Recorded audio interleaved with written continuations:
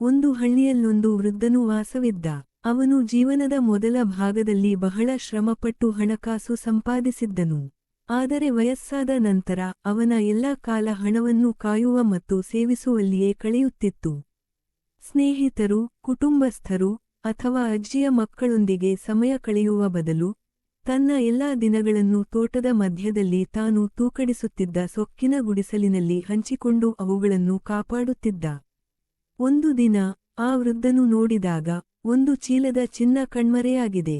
ಕೋಪಗೊಂಡು ತನ್ನ ಹಳ್ಳಿಯ ಎಲ್ಲರಿಗೂ ಬಾಯಿ ಹಾಕಿ ಯಾರಾದರೂ ಕಳವು ಮಾಡಿದ್ದಾರೆ ಎಂದು ಆರೋಪಿಸಿ ಗುದ್ದುಗೋಲ ಮಾಡತೊಡಗಿದ. ಹಳ್ಳಿಯಲ್ಲಿನ ಬುದ್ಧಿವಂತನು ಬಂದು ಕೇಳಿದ, ತಾತನೇ, ನಿನ್ನ ಚಿನ್ನವನ್ನು ವಾಸ್ತವವಾಗಿ ನೀನು ಬಳಸಿ ಯಾವುದಕ್ಕೂ ಬಳಸಿದ್ದೀಯೇ? ಅವನನ್ನು ಕೇಳಿದಾಗ ವೃದ್ಧನು ತಲೆ ಹೂಡುತ್ತಾ, ಇಲ್ಲ, ನಾನು ಅವುಗಳನ್ನು ಕೇವಲ ನೋಡುತ್ತಿದ್ದುದು. ಬುದ್ಧಿವಂತನು ನಗುತ್ತಾ, ಹಾಗಾದರೆ ನಿನ್ನ ಚಿನ್ನವನ್ನು ಕಲ್ಲುಗಳಿಂದ ತುಂಬಿಸಿದ ಚೀಲವಾಗಿಯೂ ಇಟ್ಟುಕೊಳ್ಳಬಹುದಿತ್ತು.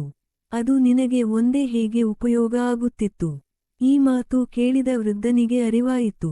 ಆತ ತನ್ನ ಸಂಪತ್ತಿನ ಮೇಲೆ ಅನಾವಶ್ಯಕ ಭ್ರಮೆ ಹಿಡಿದುಕೊಂಡಿದ್ದನೆಂಬುದು ಸ್ಪಷ್ಟವಾಯಿತು.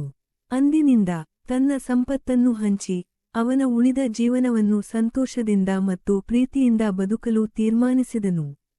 ಪಾಠ: ಹಣ ಸಂಪತ್ತು ಜೀವನದ ಸರ್ವಸ್ವವಲ್ಲ. ಅದನ್ನು ಕೇವಲ ಸಂಗ್ರಹಿಸಲು ಮಾತ್ರವಲ್ಲ, ಜೀವನವನ್ನು ಸಂತೋಷದಿಂದ